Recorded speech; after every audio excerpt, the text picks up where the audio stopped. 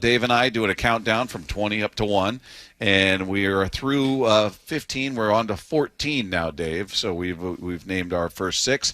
My number 14 is a guy who I'm putting here sight unseen because I haven't seen him out there. They brought him over to fill a vacant spot, and I'd say he's probably crucial to what they're trying to do filling on some defense. Big shoes, right? Jerome Baker is my number 14, and I'm just going with his reputation, his resume, and what who he's filling in for, whose place he's taking on this team. And Mike McDonald on Saturday talked about why he didn't play in the scrimmage this week. He had a little bit of a hammy, so we're working through that right now. I'm not sure how long it's going to be.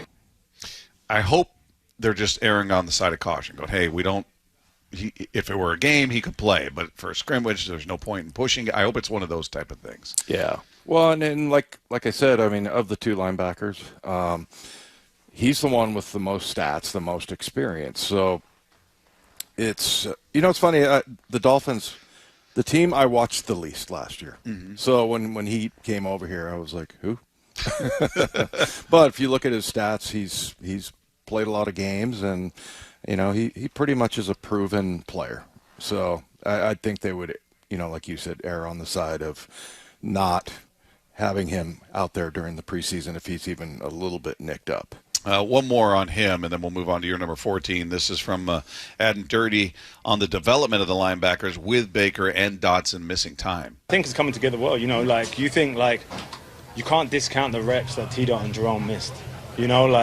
So as they come into the system, it's a new system for them. So this is a really valuable time, and you're seeing growth in T-Dot. You were seeing growth in Baker when he was out there. And then the young guy, T-Knight and Patio and Rat, those guys are coming on. It's the process, and you just got to keep going with it and moving with it.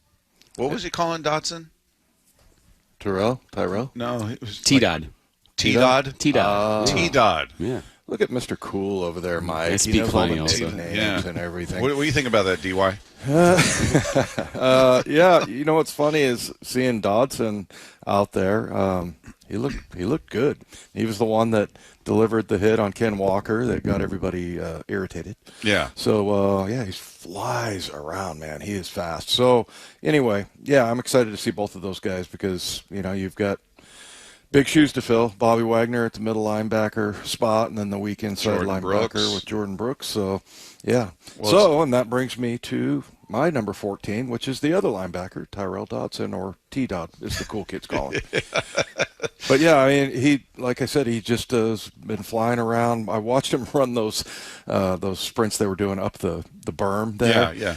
The ones where Tyler Lockett was not so excited about doing, which I can like him getting over the fence. Yeah. Laying on his – kind of got over the fence like you did yesterday. Like me yesterday, yeah, to get in. It's like, need a cup for that. Many thousands of people have seen that video, by the way. Is that right? Close to 20,000 Really? have seen that little clip. Somebody was like telling me, I think it was Pearson. He was like, I'm not so sure about your technique or something like that. And he said the fall was obvious, that it was on purpose. When you jumped up, though, it looked like you maybe did tweak your leg. You kind of hopped up like, ooh. But for those that don't know what we're talking about, you can check out our Twitter page at Wyman and Bob.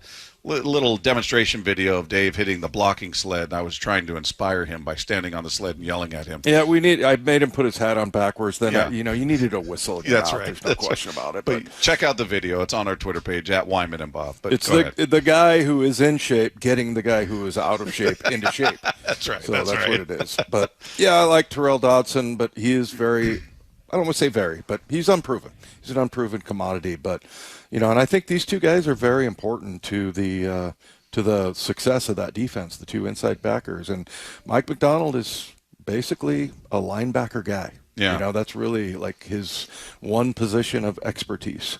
Well, Tyrell Dodson here stresses the importance of the communication for the linebackers and the defense. Oh, yeah.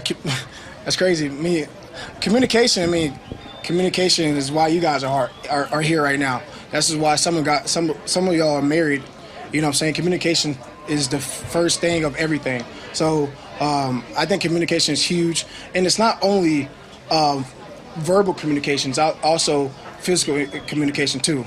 You know what I'm saying? Body language and stuff like that. So it's going good. I like that. Funny. Got some of y'all married. That's why you guys are here. some of you are married. It's funny. But, yeah, bottom line, communication is huge. Because when it's not there, we've seen it. We get a lot of this, Dave. When there's no communication. Like, what? Who? You? I was here and you were there. What?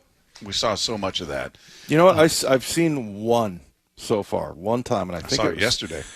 Oh, Trey Brown.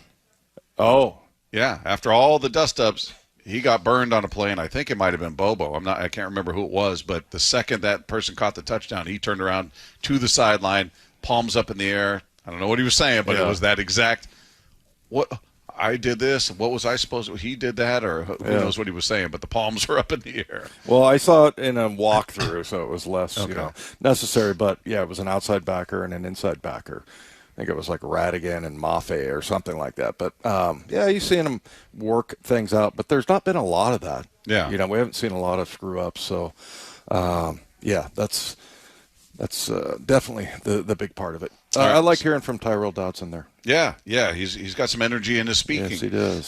So he's your number 14. My number 14 is Jerome Baker. Again, in case you're just tuning in, Dave and I going through our 20 most important Seahawks to their success this coming season. So my number 13, Dave, the guy we just had a chance to speak to, is always a great conversation, signed a brand new contract, Julian Love, who you and I talked about him kind of through the first half of the season going, I haven't really seen much from him. He wasn't playing a ton. When he was out there, he just didn't hear his name called much, and then that completely flipped as he got more playing time and toward the end of the season, so much so they lock him into a 3-year extension for up to $36 million. And he talked about, being a jack of all trades last year and how that role may change this season. I kind of will keep that same thing. That's what I do. I think that's what I do best. My entire career playing football, I've been able to do multiple things. And for us to be successful, I think we have to be multiple. We have so much talent, but it makes no sense if the talent's lined up in the same spot every play.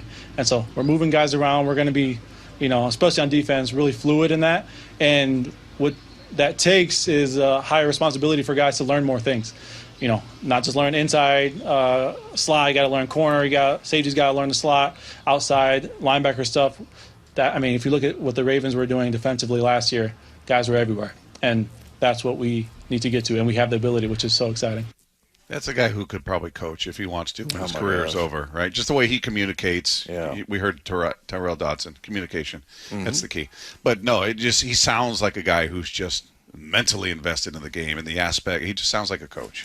He's got the best philosophy I've heard, and basically he's talking about just being available and being a guy that the coaches can count on, and and he was in a tough situation with the Giants where they had Jabril Peppers. I'm trying to remember. There was like 2 or 3 really good safeties in front of him, so he became the special team captain, and just makes himself very important to the head coach and his assistant coaches. So love Julian Love.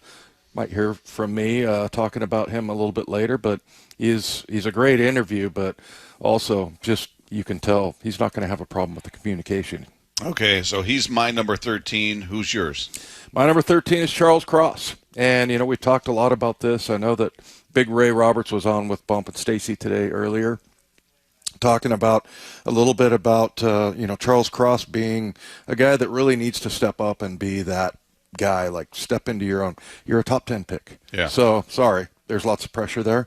And he's reportedly having a really good camp. I've seen good things from him, but, mostly you hear from the coaches that he's kind of taken that next step, and he came back in good shape and everything. So, yeah, I just think it's important.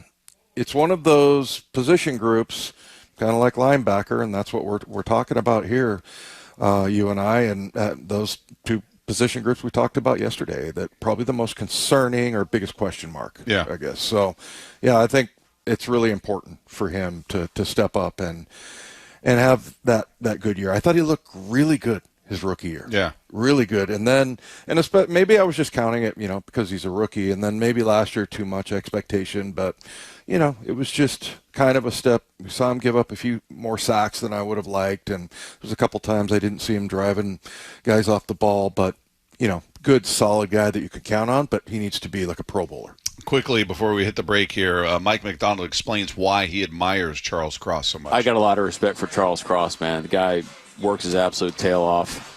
I'm not an O-line expert by any stretch. Just hate to admit it.